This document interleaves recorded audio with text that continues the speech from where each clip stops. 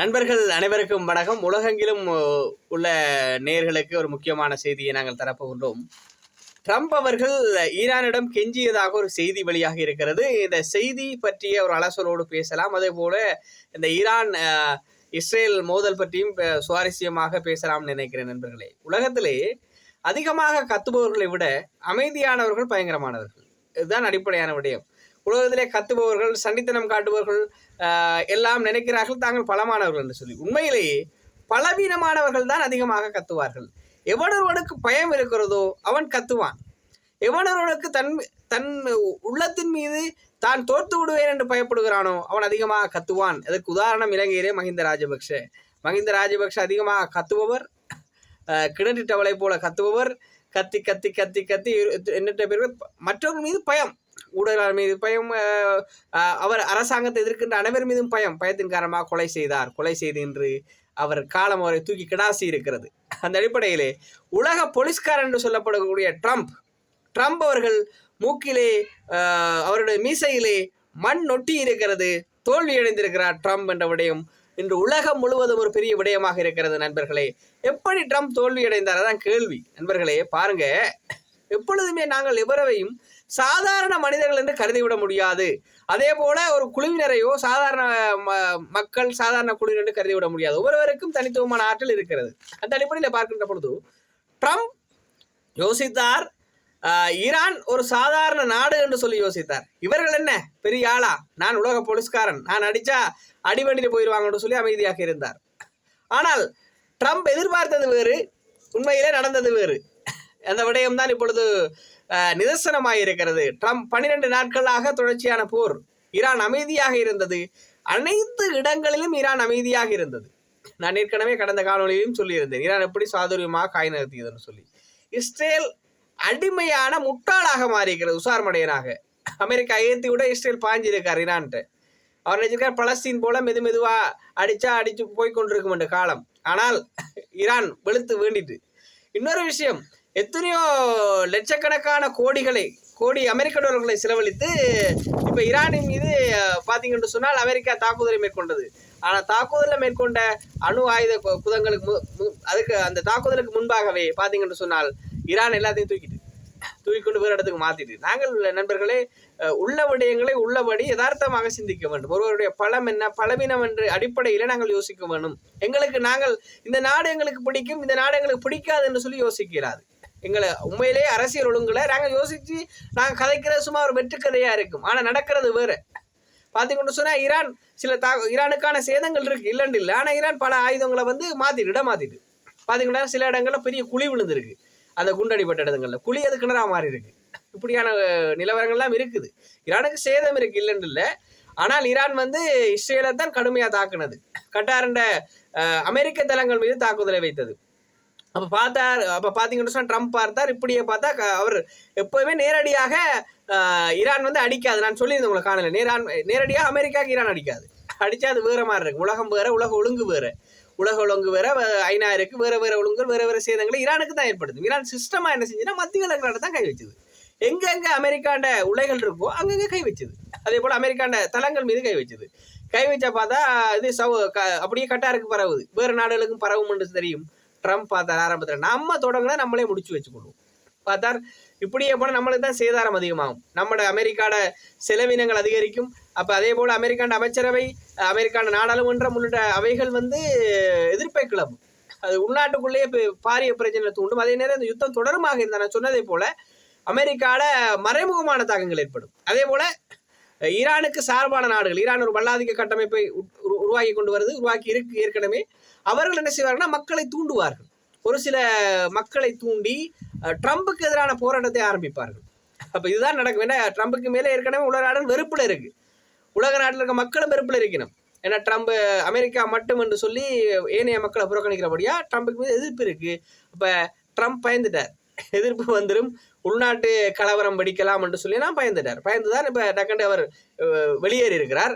அந்த அடிப்படையில் பார்க்கின்ற பொழுது ஒரு முக்கியமான விடயம், ட்ரம்ப் அவர்கள் ஈரானிடம் கெஞ்சியதாக ஒரு செய்தி பரவலாக செல்கிறது. நண்பர்களே, உண்மையில பார்க்கின்ற பொழுது ட்ரம்ப் கெஞ்சினாராண்ட விடயம் இன்னும் மட்டும் வெளிப்படையில். ஆனால் ஈராண்ட செய்தி ஊடகங்கள், ஈராண்ட உள்நாட்டு செய்தி ஊடகங்கள் ட்ரம்ப் கடுமையாக கெஞ்சியதாகவும் அதற்கு பிறகுதான் தாங்கள் இந்த யுத்த நிறுத்தத்துக்கு உடன்பட்டதாகவும் சொல்லியிருக்கிறார்கள். அந்த செய்திகள் வெளியாக இருக்கின்றன. அதே நேரம் எந்த ஒரு ஒப்பந்தமும் கைச்சாத்திடப்படவில்லை. பார்த்தீங்கன்னா இஸ்ரேல் மோதி பார்த்தது, அடித்து பார்ப்போம், இவர் கொஞ்சம் ஆளை பார்க்க நோமலாக தானே இருக்கிறார், ஆள் மெல்லிசா இருக்கார், நோமலாக இருக்காருன்னு அடிச்சு பார்ப்போம். இஸ்ரேல் அடிச்சு பார்த்து இஸ்ரேலுக்கு பலத்தை அடி மூக்கூடப்பட்டது, அமெரிக்கா மூக்கூடப்பட்டது, பார்த்து வெளுத்திட்டாங்க. அப்போ ட்ரம்ப் பார்த்தார் இன்னும் போனால் இல்லாமல் மோசமாயிரும், நம்மளே ஒரு போலீஸ்காரன் தானே, நம்மளே வந்து கதைச்சி ஒரு சமப்படுத்தி விடுவோம்ன்ற மாதிரி தான் சொல்லி யுத்த நிறுத்தம் நடந்த மாதிரி தான் செஞ்சுருக்காங்க. ஆனால் அப்படி விஷயம் நடக்கலை. என்னடா இஸ்ரேல் இருக்குது தானே, இஸ்ரேல் பார்த்தது சேதாரம் கூட ஆகும், நாங்கள் வெறுமனே யுத்தத்தை நிப்பாட்டுவோம். இப்போ இஸ்ரேல் யோசிச்சுட்டு, ஏன்னா அமெரிக்கா கனகாலம் ஆயுதம் கொடுக்காது, பிறகு ஆயுதத்தை காசுக்கு தான் போகணும். இஸ்ரேல் இன்னும் இல்லாம போகும். நெதன்யாவோட ஆட்சி காலம் இல்லாமல் போயிடும். நெதன்யாவு தூக்கி எறியப்படுவார் மக்களால். பார்த்தார்கள் செலவு அதிகமாகும். அமெரிக்கா சொல்லியிருக்கு, நான் சரி மத்தியஸ்தம் அறிவிக்கிறேன், நீங்கள் உடனே நீ அடிக்காதன்னு சொல்லியிருக்கேன். ஏன்னா ஈரானுக்கு தேவை தங்களோட அணு உலைகளை காப்பாற்றுறது, மற்ற ஈரானில் உள்நாட்டு மக்களுக்கும் சேதாரம், மற்றது ஏற்கனவே தங்களோட அணு உலைகள் நிப்பாட்டப்பட்டிருக்கு பணிகள், அவர்கள் அதாவது யுரேனியம் செறிவூட்டல்களை செஞ்சு கொண்டிருக்கிறாங்க, அந்த பணிகள் நிப்பாட்ட வேணும், மற்றது சேதாரம் கூட ஆகும். இதில் ஆர் சோத்துன்ற விஷயம் ஈரானுக்கு முக்கியம் இல்லை. ஈரான் வந்து அவங்களுக்கு சொன்ன உங்களுக்கு என்ன இருக்கு, ஈரானில் வந்து இருக்கிறாக்கெல்லாம் கொஞ்சம் விஷயம் உள்ளாக்களை தான் ஈரான் வச்சிருக்கு. ஈரானில் வந்து கொஞ்சம் படித்த புத்திஜீவிகளை அதிகமாக ஈரான் வச்சிருக்கு. அதான் ஈரான் புத்திசாலித்தனமாக காய் நகர்த்துன்னு விஷயத்தை உங்களுக்கு சொல்லியிருந்தா தான் உண்மை. ஆனால் அந்த அடிப்படையில் பார்க்கின்ற பொழுது ஈரான் பார்த்தது இஸ்ரேல் தாக்குதலை மேற்கொள்ள தானே, சரி ஓகே தாக்குதல் நிப்பாட்டுவோம், நட்டம் இல்லாமல் இருக்கும் ஈரான் யோசிக்குது. ஆனால் எதிர்வரும் காலங்களில் அமெரிக்காவுக்கு சவாலான ஒரு நாடாக ஈரான் வளரும் என்பதில் மாற்றுக்கிறதுக்கு இடமில்லை. ஏன்னா அணு ஆயுதங்களை யார் வச்சிருக்கிறாங்களோ அவங்க தான் பெஸ்ட். ஏன்னா அணு ஆயுதங்களை விற்கலாம், உற்பத்தி செஞ்சு விற்கலாம். அது மட்டும் அணு ஆயுதங்கள் மாத்திரமல்ல, ஏனைய தொழில்நுட்ப தொடர்பான சாதனங்களையும் விருத்தி செய்வதனூடாக தங்களை முன்னேற்றிக் கொள்ளலாம் ஈரான் நம்புது. ஈரான் ஆரம்ப காலத்திலிருந்தே அமைதியாக வேலை செய்யுது. ஈரான் வந்து தங்களோட நாட்டில் தாங்கள் செஞ்சு கொண்டிருக்காங்க. ஆனால் அமெரிக்கா என்ன பயப்படுதுன்னு சொன்னால், ஈரான் வந்து வளர்ந்து வாரது உலகத்துக்கு கூடாத ஒரு பிம்பத்தை ஏற்படுத்துது. ஆனால் உலகத்தை கூடாதமான விஷயங்கள் அதிகமாக செய்கிறது அமெரிக்கா எல்லா நாடுகள்லையும் பார்த்தீங்கன்னு சொன்னால் ஆட்சி மாற்றங்கள்லேருந்து சகல விடயங்கள், அதில் நன்மையும் இருக்குது தீமையும் இருக்குது. இலங்கையில் பார்த்தீங்கன்னு சொன்னால் சில இடங்களில் மஹிந்த ராஜபக்ஷ குடும்பம் தூக்கி எறியப்பட்டதில் நன்மையும் இருக்குது. ஆனால் அவர்கள் என்ன செய்வாங்கன்னா தங்களோட வல்லாதிக்கம் இருக்க வேண்டும் என்று பார்த்து கொள்வார்கள். அதான் ஒரு அடிப்படையான விடயம். எது எவ்வாறு இருந்தாலும் அதே போல் அமெரிக்கா வளர்ந்து வாரதும் வந்து அமெரிக்கா வளர்ந்துட்டு, ஆனால் அமெரிக்கா இன்னும் தங்களோட வல்லாதிக்கத்தை கூட்டுறன்றது உலகத்தை தன்னை கட்டுப்பாட்டில் வச்சிருக்கவே இல்லை. உண்மையிலேயே பார்த்தீங்கன்னா ட்ரம்ப் வந்து தான் இந்த அதிகமான வேலைகளை செய்கிறார். சில வேலைகள் நண்பர்களை இருந்து பாருங்க, ஒரு 3 வருடங்களுக்குள்ள ட்ரம்ப் ஆட்சிக்கு வந்து 3 வருடங்களுக்கு ட்ரம்ப் தூக்கி எறியப்படக்கூடிய நிலைமைகள் இருக்கிறது. ஏன்னா அவர் தீர்மானங்களால் பல்வேறுபட்ட பாதிப்புகள் உலகத்திற்கும் அமெரிக்காவுக்கும் ஏற்பட்டு கொண்டிருக்கு. அமெரிக்கா பெஸ்ட் அவர் சொன்னாலும் அவருடைய கொள்கைகள் வந்து அமெரிக்காவோட வருமானத்தை ஈட்டுறதுல வந்து பாரிய தடைகளை ஏற்படுத்தி இருக்குது. ஏன்னா அமெரிக்காவில் இப்போ இருக்கிற வந்து ஒரு சமூகம் இல்லை. இலங்கையில் தமிழர், சிங்களவர், முஸ்லீம், அதே போல் கிறிஸ்தவர்கள், பரங்கியர்கள். ஆனால் அமெரிக்காவில் அப்படி இல்லை, பல்வேறுபட்ட சமுதாயங்கள், பல்வேறுபட்ட நாட்டை சேர்ந்தவர்கள். ஆனால் அமெரிக்கான உயர் பதவிகள் எல்லாம் ஏராளமானவர்கள் இருக்கிறார்கள். அப்படி அமெரிக்கா தான் ஒற்றை அமெரிக்கா தளத்தில் வளர்றது வந்து அமெரிக்காவுக்கு வந்து அமெரிக்க மக்களுக்கு உடன்பாடாக இல்லை.